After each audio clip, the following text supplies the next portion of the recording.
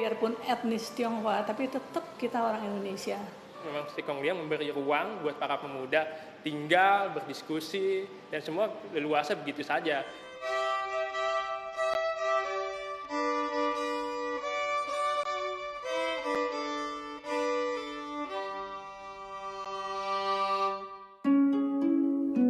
...28 Oktober 1928, lebih dari 700 pemuda berkumpul di rumah ini, di Jalan Keramat Raya nomor 106, Jakarta, untuk menghadiri Kongres Pemuda kedua.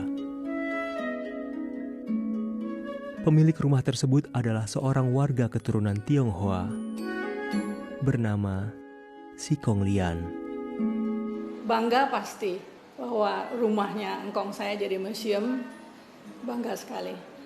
Gedung Keramat 106 itu dibeli oleh kakek saya, dan mula-mula awalnya dipakai buat kos-kosan dari anak-anak Stovia.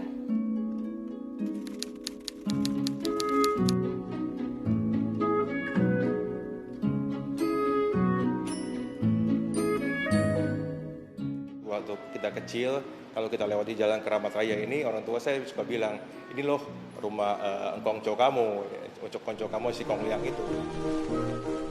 Di tahun 1920-an, sebuah plang bertuliskan Langen Siswo pernah berdiri pada bagian depan rumah kos di Keramat Raya nomor 106.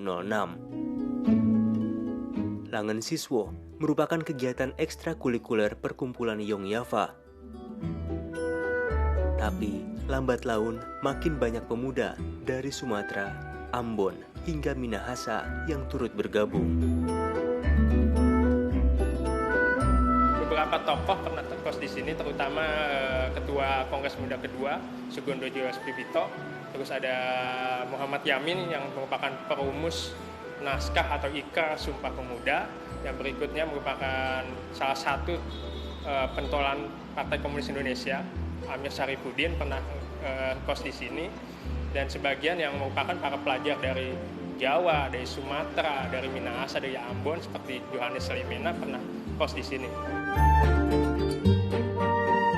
Di museum ini terdapat banyak informasi tentang sejarah Sumpah Pemuda, mulai dari foto, simbol organisasi pemuda, detil lokasi, diorama para tokoh, hingga peninggalan bersejarah lainnya yang menceritakan proses Kongres Pemuda. Namun, tidak banyak jejak yang bisa diceritakan soal Sikong Lian saat Kongres berlangsung. Sikong Liang itu memang sepatutnya hanya menyediakan tempat, menyediakan sarana yang ada buat para pemuda-pemuda. Belum ada gambaran rinci bagaimana apakah Sikong Liang ikut waktu Kongres Pemuda ikut ngeliatin, ya itu belum ada data-datanya. Bukan hanya pihak museum, keluarga pun tidak mempunyai informasi soal jejak Sikong Lian saat Kongres berlangsung.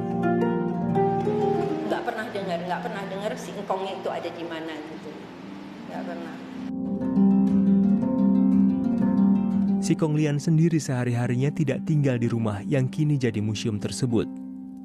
Pria yang berprofesi sebagai pedagang kasur itu tinggal di rumah lainnya di Jalan Senen Raya, tak jauh dari rumah Keramat Raya 106. Kini rumah tersebut dijadikan tempat praktek generasi keturunannya yang berprofesi sebagai dokter. Ini adalah kamar Sikong Lian, hidup dan meninggalnya di kamar ini. Bukan di rumah sakit karena stroke meninggalnya tahun 54. Di museum tidak ada satupun foto Sikong Lian yang terpasang. Pihak museum berdalih selama ini tidak mendapat banyak informasi terkait Sikong Lian. Beberapa informasi dan foto-foto yang selama ini beredar di internet pun tidak akurat. Apalagi generasi keturunan Sikong Lian baru mendatangi dan memberitahu pihak museum pada tahun 2018 lalu bahwa mereka adalah keturunan langsung dari Sikong Lian. Beberapa foto yang memang pada saat itu banyak beredar di internet, itu informasi cukup menyesatkan. Karena apa? Karena memang yang mereka publikasikan itu bukan Sikong Liang. Parahnya malah ya foto yang dipublikasikan itu foto pengusaha salah satu bank ternama, yaitu Lim Xiaoyong. Kesalahan fatal soal sosok Si Kong Lian di internet itulah yang akhirnya membuat generasi keturunan Si Kong Lian mulai bergerak tahun 2018 lalu. Terus saya juga searching di Google, masukkan kata Si Kong Lian, foto yang keluar tuh sama sekali bukan foto Si Kong Lian yang benar. Kalau kita baca-baca di media online, nama Si Kong Lian itu disebut, tapi tidak banyak yang mengetahui siapa itu Si Kong Lian. Ya. Dan berawal dari situlah saya tergelitik untuk membenarkan sejarah. Keluarga mulai mengumpulkan bukti dan akhirnya menemukan berkas asli untuk ditunjukkan kepada pihak museum bahwa benar mereka adalah cucu dan cicit dari Si Kong Lian.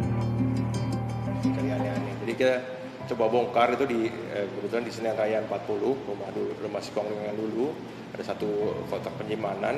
Ternyata memang masih ada tuh kebetulan akta waris. Di dalam akta waris itu sepotong akta waris yang menyatakan bahwa kerabat raya 106 ini alias Museum Sumpah Pemuda ini memang diwariskan ke 3 anak Si Kong Lian itu. Mereka juga ngecek simpenan suratnya dia, dan lalu saya mengeluarkan, waktu kita datang kita keluarkan surat-surat yang kita bawa itu. Barang dilihat diakurin sama yang mereka simpan itu sama banget sama dengan yang kita bawa itu. Pihak museum menyatakan di Badan Pertanahan Nasional atau BPN, sertifikat bangunan Museum Sumpah Pemuda masih atas nama Si Hok Lian, salah satu anak dan ahli waris dari Si Kong Lian. Yanti Silman adalah anak dari Si Hok Lian yang punya hak waris atas bangunan museum itu. Yang terakhir kita tahu dari ayah, Si Kong Lian berpesan bahwa rumah itu jangan dijual, gitu aja. Jadi ayah saya berpesan ke kita, itu rumah kita hibahkan ke negara. Ya, tujuan awal sebenarnya memang saya ingin meluruskan sejarah bahwa inilah foto Si Kong Lian asli. Dan ternyata memang di museum ini belum ada foto Si Kong Lian yang salah maupun yang benar. Apa ini sebetulnya untuk sejarah? Kita ingin ada satu tempat, satu ruangan yang dimana ada kakek saya fotonya dipajang. Sejarah pun tercipta di rumah ini.